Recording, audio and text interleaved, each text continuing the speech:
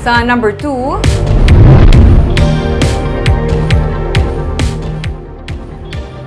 optional na ang paggamit sa face mask outdoors suno sa Malacanang.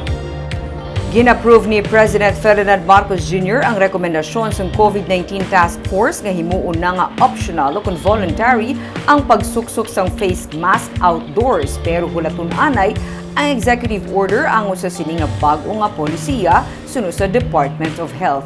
Suno sa kaya Press Secretary Trixie Cruz Angeles, ang Interagency Task Force for the Management of Emerging Infectious Diseases ang naghimo sang rekomendasyon sa presidente may kangtanan sa gin-adapt man nga polisiya sang Cebu City.